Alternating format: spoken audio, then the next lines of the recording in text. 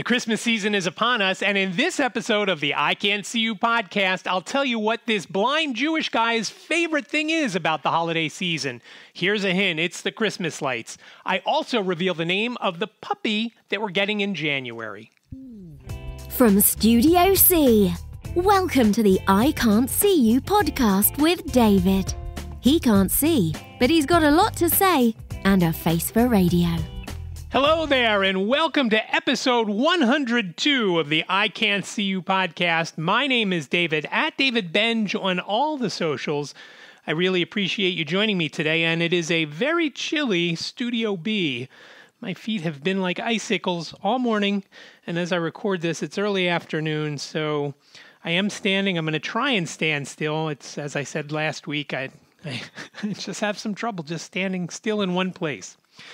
I do have a few things to talk about in this week's episode, a little bit of this and a little bit of that. First thing I'm going to start off with is my fantasy football update, and it's more than just a winning or losing. And to be honest, because the Steelers-Ravens game hasn't actually happened, my win has not yet been made official. However, it does look like I'm going to win, and I hope that I'm not jinxing myself by saying that. But I am ahead by about 55 points.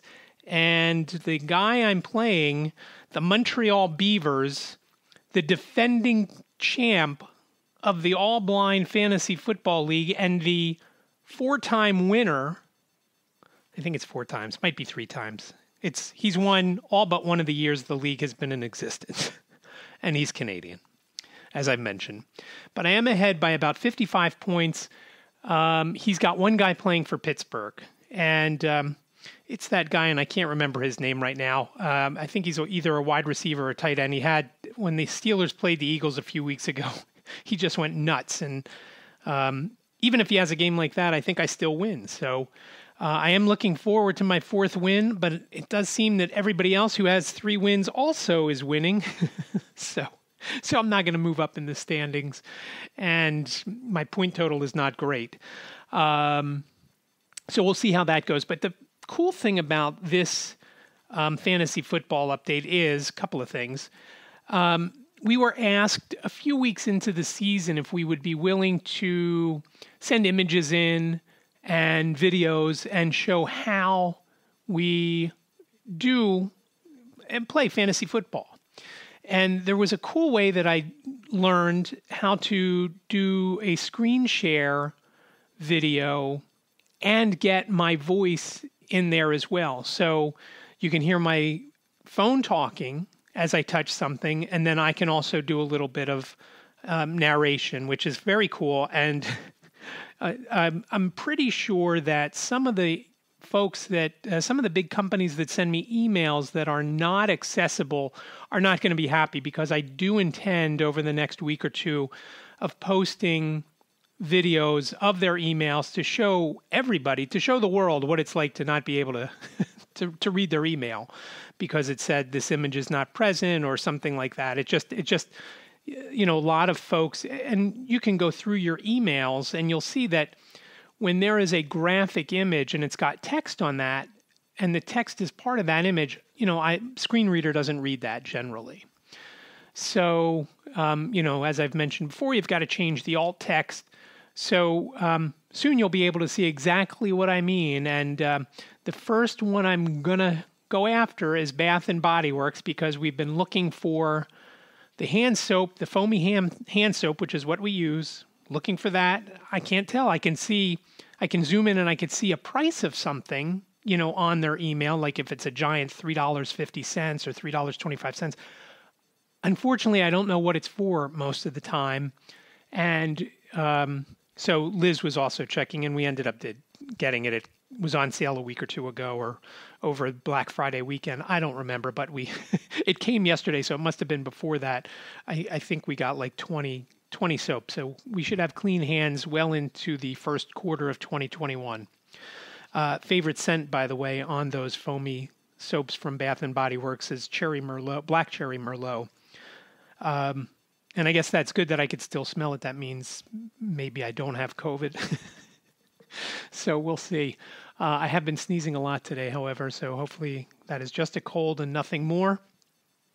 So that is very cool about the about the fantasy football. And so I submitted all that stuff. And they're actually paying us an extra $100 to do that. And it really wasn't much trouble at all. We had to take a picture just of ourselves or submit a picture of ourselves, doing something fun. I submitted a picture that I had taken when I was in Orlando in March in front of the Podfest Expo background. And I'll try and post them. I'll try them and post them on the site. Again, I'm still having a boatload of trouble with the website, iCan'tSeeYou.com. And this episode will be at iCan'tSeeYou.com/102. Remember, I Can't See You sounds like a whole sentence, but it is only 7 letters long. iCan'tSeeYou.com/102. So I submitted all that, and that was very cool. The other cool thing was that each week we have to submit a form of if we've had any trouble, how our team is doing. Mine is pretty much a downer, although I try to make it funny for whoever's reading it for the case study. But we were getting paid to do that as well, so I got my gift card in the mail for that, and it was for the whole season. And it's quite a big chunk of change. It's over $400. So all told, even though my team stinks, and this season has been just one of those crazy seasons, it is a crazy season because I will have brought in more money by participating this year in fantasy football and not having a winning team than I ever did when I won in previous years in other leagues. So it'll be over $700 when all is said and done. And it has just been very cool to do that. It's also been a lot of fun, never mind the money, because everybody just seems a little more communicating more in the message room. So it's just been a lot of fun all the way around. And not 100% sure why. Maybe it's the money, maybe it's the weirdness of the season, but it's been a lot of fun. Another thing that I wanted to talk about, and I saw something a few years ago I saw a guy that used to be on ABC's Nightline named Bill Weir, and I don't remember if it was while he was still at ABC or after he moved over on to CNN. He used to do this report that was kind of like tech stuff, but also some other things. They showed a baseball glove. He did a story on a baseball glove that had no leather. So, if you're vegan, you don't have to worry about, getting rid of a glove. You can still go out and get a baseball glove. But he did this one story, and it was about a keyboard. And I got this email the other day on through the contact form at iCan'tSeeYou.com. And I get a lot of junk there. On occasion, I do get folks who listen and read my blog. They'll send me questions or comments or whatever. But I got this email saying that they have this cool new gadget and it works great with smartphones and, tablets and things like that. And what it is a keyboard that gets projected on any flat surface. And what is one thing a blind person does not want? They don't want something that's not tactile. I've got to feel it. I can't touch. I had to rerun the dryer yesterday, and I watched Liz, and then I had Jane watch me. And so it's all touch. There's no, other than the dial, it's touch. So I said to Jane, all right, I need to hit the start button. And I put my finger out, and she says up a little bit, over to the left, and okay, push. And I did it. And then I turned the dial to, one setting, which that I could tell because it makes a noise, when you turn it. I just needed to turn it once, one little thing, dinged, good. Then I had to push something on the right-hand side it seems like it's a touch screen, but I'm not sure that's where I touched or not. And again, I stuck my hand out, and she's like a little more to the left, a little up, a little up, a little push. and that's how it was. So why on earth would I want a keyboard that I can't touch, that I can't feel? And I understand that, these things are sent out by, lists are gathered and it's just a mass email. I get that. But it's just kind of funny, and it made me laugh that I'm constantly looking for something that's tactile, and somebody offers this to me, thinking that would be a good idea. And, it's funny because I am looking for some sort of digital recorder that has physical buttons so that I can dictate something and then just listen to it and then repeat it so that I can write a script and go from a script on certain things. Not necessarily the podcast, because again, like I've told you in the past, I go from an outline that I make. Sometimes I actually write it out if there's a lot of things. Other times it's just a couple of items I want to touch on, that I have in my head. And I just say, okay, these are the points that I want to make. These are the stories that I'm going to tell. So, but I would like to find something like that. That is something that I can control with a tactile button, not just from my iPhone. Because again, when you're talking with the iPhone, it's just a piece of glass that I'm feeling around for. And so I have been looking around for something, and I was going to try and use an old micro cassette player that I had that I used to use. I don't know if I used it when I was in high school or college. I think I might have. Yes, so that's how old it is. I think I used to use it when I was in college to record classes because I couldn't see the board to take notes. Do they still use boards to do notes? I don't think they do, but maybe they do. Maybe they use whiteboards, which would be 100 times worse for me because as I've mentioned, I have my screen reversed just so I can sit in front of it and see the white text on the black background. And as we get into this holiday season and everything, everybody's going crazy with the Christmas decorations, which I absolutely love. I have always loved them. And this year it just seems like everybody's doing it. I mean, we don't have anything outside, and unfortunately, we don't have a plug, an outlet, except for all the way in the back of our house. So we can't do even anything on the front lawn or front around the, just to outline the windows or whatever. And I've never done that before, but I've always loved that. I've always wanted to do that. My parents, of course, being Jewish, said no. So I used to go over to, as I've also mentioned before, my mom was raised Christian, and I forget what brand. I think it was multiple brands. So I would go to my aunt's house who lived close by, and I would help decorate their Christmas tree on Christmas Eve or the week before, whenever it was. I was little, so I don't remember. But I love doing that, and I love driving around and looking at the lights. And it's dawned on me over the last few years as my sight continues to slowly fade away, but I can still see the lights. I don't necessarily know what I'm looking at sometimes, if it's the shape of something or one of those, those reindeer that are in the, they're like wire, and, at night when they turn, those I can tell, but sometimes there are other things that I just can't tell. So it dawned on me that, because it's dark out and I'm looking at these lights, I can see them, and I've always been able to see them. And, so that's something that, I guess the reason I love the Christmas lights. So, and I will have to get a picture. There's a guy down the street from us now, and I probably mentioned him because even before we lived down the street, we would pass by this guy's house, and he just goes nuts with Christmas. In fact, he goes nuts for Halloween. And he has a big inflatable Stay Puft Marshmallow guy that goes in the front yard with the Ghostbusters shooting the rays at him.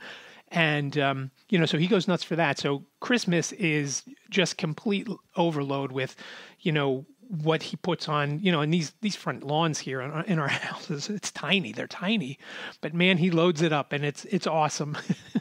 And so I will try and grab a picture. And if I don't put it up on the website, always check out Instagram. Of course, with all my socials, it's at David Benge. So I'm keeping my eye peeled for some sort of digital recorder that, whether I record it and then listen to it and speak it back, or if I just have my computer read it to a file and then record that. And so I have that and listen, just so I can do something where I'm not saying, oh, like I just did. So I'm keeping my eyes peeled this holiday season for something there. And again, it doesn't have to be anything fancy. It just has to be something that I can easily start and stop with, again, a tactile button. Also had the trouble here with our microwave, which, everything is just a smooth surface. I don't know that it's it's just a touch screen. There may be buttons, but they're smooth, so we have to go through and use these bump dots to kind of give me an idea of what I'm pushing. And I don't use the microwave very often, just to reheat something. Nothing exciting. I'm not making anything in there again, other than maybe some popcorn now and again, but haven't done that in quite a while. Years. In fact, I'm not even sure this century. So it's been a while. I mean, I've made popcorn, when you can get it on the ear and then you stick it in a bag and you stick it in the microwave. I've done that, but that's kind of a different microwave popcorn. It's not to go to the supermarket and buy it in a flat bag and whatnot. So, and lastly, what I want to talk about, and it's very exciting. I mentioned last week, we finally got word that things look good with the litter of puppies, and we will be getting a dog the weekend of the 9th or 10th of January. So we're very excited. So again, snow's coming. As I posted last week on Instagram, promoting last week's episode, I got a haircut and, shaved down, bald. And, here comes the cold weather. I got to be honest with you. I thought it would be much colder already because of that, but I didn't jinx it that much. So, if you're in the mid-Atlantic, I would expect snow sometime the week after the 10th of January. And it's kind of funny because Jane was... she's not the only one that wants the dog, but she's like, well, now that we have a backyard, when we realized we were moving, in early August, she said, now that we have a backyard, we can get a dog. And I'm like, oh, that sounds great. We haven't had a dog since Zamboni died back in 2004. And we wanted a golden. And as I've mentioned, we went to shelters looking, and we really wanted a puppy. We didn't want, as I said before, I would have taken just about any of these dogs that we saw, that were under a year old. And I get Jane's point for not wanting that because, you don't know what's happened to them. You don't know how they're going to react, but there were quite a few that we saw that I certainly would have taken. But waiting paid off, and I had contacted breeders back in August, and a couple of them got back to me. A couple of them said they didn't expect any more litters this year. A couple did say that things they were planning to have one more litter towards the end of the year, and this person that has connected with us from South Jersey, when I checked in, and she said, check back in November, and I checked back on November 1st because we're all waiting. And I think Liz is pretty excited too. And let's face it, she's the one who's going to do the most work with the dog. I'm going to be the dog's play toy or hairless brother. Jane will play with him a little bit, I'm sure, and, have him on some of her Zoom meetings. I'm guessing not the ones with clients, but I guess we'll wait and see. Jacob, I think, is even warming up to it. He, of all of us, he was the least thrilled. He likes to sit out back, and I think that may, having the dog out there with him at times, may make him not want to sit out there as much. And again, obviously, as it's getting colder, he's sitting out there less, but he still does like to go out there. And obviously, when he smokes, he has to go out there. And maybe I'll do a story on that at some point because he's not smoking cigarettes. So we're getting the dog, and we went back and forth, as I've mentioned before, with names. I came up with Gossamer and Barkley, and Jane really loved Linguini. But Liz didn't like Linguini, although she does like eating linguine. She did not like that for a name for a dog. So we were going back and forth through all the different movies that we love. We were sitting there, Liz and I were sitting there when Jane was working last week. And, she's like, what's another movie we really love? And I said, Shawshank Redemption. And I started laughing. I've always said that if we had a dog that was a black and white dog, we would name him Red because, black and white and red all over. So obviously, Morgan Freeman's character is named Red. So, and Jane just never liked that one. So Red was nixed. But then we got to Mulan, and Liz said, how about Mushu? And I'm like, yeah, Mushu, it's a great character, a dragon, love a dragon.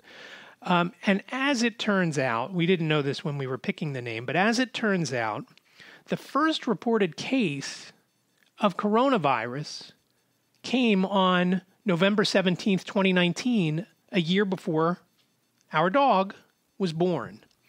And had it not been for a coronavirus, we wouldn't have a dog because we wouldn't be in a house. We'd still be in the condo. Jane would still be working from her office in New York as opposed to her, office here in the house or our living room at the condo. So I just think it's we all got on board with that. Jacob liked it. Jane liked it. So Mushu is the name, Mushu. And Liz thought that she was going to, for short, I said, what are we going to call him for short? Like Zamboni, we called him Zam or Zammy. And that wasn't something that was, so Liz said, I'm just going to call him Moo, like a cow. And I'm like, okay. And then I thought a little more. A couple days went by, as I've mentioned before, a big Flyers fan. And back in the day when I used to go all the time, Flyers had a goalie named Brian Boucher. And of course, when he did something great, everybody would yell out, Boosh. So when I call that dog, I'm going to call him Moosh. And that same way, and Jacob said when I did that, he said, you sound like a foghorn when you when you say that. So I just think it's a good name. We're excited for that, and looking forward to it. And as Jane said, as all turns out, she'll probably end up back in the office, in no time once we get the dog. So I honestly think that she's not going back to the office until late spring or summer, but we'll see. We'll see what happens as cases spike, and that's happening. But also the vaccine is coming out, so here's hoping. I mean, I do miss. I got to be honest, miss going to New York. And there's been a lot of talk lately because Jane's apartment lease runs out the 31st of January, and she had to let her. Had to let them know on November 30th if they were going to renew or not. And she and her roommate went back and forth with the landlord or the agent for the landlord, saying, "Hey, you know what? They sent over the lease, and they sent it for the exact same amount as they were paying this year." And the girls are saying like, "Yeah, okay, sure. There's not a complete collapse of the rental market in New York," and they responded they wanted 30% off, which I thought was a little too much, but look, you got to start somewhere, right? And the agents followed up with, how about this? And it was I want to say it was around 15 or 18% off, and they went back and forth, and there was a $200 difference, $2,300 to $2,500. $2,100 to $2,500. And, Jane or her roommate said, all right, let's split the difference, $2,300. And they said, no, $2,400. And they said, okay, we'll consider it. And at that point they knew they weren't going to re-up there. Because as it turns out, Jane will be working downtown now. She'll be working in One World Trade when she goes back, which her old apartment was in walking distance. And her roommate got a job also, I don't know if it'd be considered downtown. It's on Canal Street, so, it's close to downtown. So, and they, both girls went to Pace, which is downtown, in Fidei. So they're looking down in that area again. And again, that's the area that we really know and like, other than maybe Soho. And if they were to live down there, Jane wouldn't have to take the subway to work, which would be, I think she was, they have a program where you can buy your your monthly pass pre-tax dollars, and she was doing that. And I think she was spending $120, $130 a month, for unlimited subway. Which now, she would, if they end up moving back downtown, she won't need. So, there's $100 and some odd dollar savings. So let's call it 100 because she's still going to ride the subway when she goes other places. So her roommate's going up to look, and her roommate actually wanted Jane to go, and Jane barely goes out here. There's no way she would get in a car with somebody that she hasn't been around, to go up to New York and take a look at these places. So, Jane's roommate and the roommate's sister, will go, and then they'll, FaceTime Jane when they're looking. So that part, and they are looking they're hoping for a place that's pet friendly, because I kind of have a feeling Jane wants, to take the dog with her, not permanently, but, on occasion, and maybe times when, Liz and I are going away or something like that. She would keep the dog with her, but we'll see how that goes. But, so missing just all the talk about New York and saying, I missed this place, and I missed that place, that could get me off on a whole other tangent. Will that place still be there? Meaning, some of our favorite places that we would go to. And, at this stage, the way things are, everywhere and in New York, who knows? Who knows? I sure hope La Deraie, I hope they survive, because I don't know where I'd get Macron without them. And, there's a few others, obviously. And, the sad thing is, at this stage, Jane will have never stayed at her apartment. She will have never lived in there. She might have stayed one night when she had gone up for something, or not quite sure. I'd have to ask her, but I don't think she stayed one night in her apartment. And, so the $600 or so spent to move, pretty much wasted, and she's going to spend it again. And that was, I think I mentioned back, in July when we went up to move, help her move from downtown, up to the Upper East Side, I was going back and forth thinking, do we even move the stuff there? Do we put it in storage? But then, of course, that would have been an additional fee, because we would have been paying storage fees for that time as well. And, obviously she had to pay rent during that time. So we're very excited to have the dog coming, and there's obviously some things we have to do in the house, and our fenced backyard is, while it's fenced all the way around, the back part of the fence is not the same. It's not the 6 foot high fence. It's maybe a 2.5 foot high fence, which may work for a month or two. But it's something that anybody could easily jump over, especially a dog.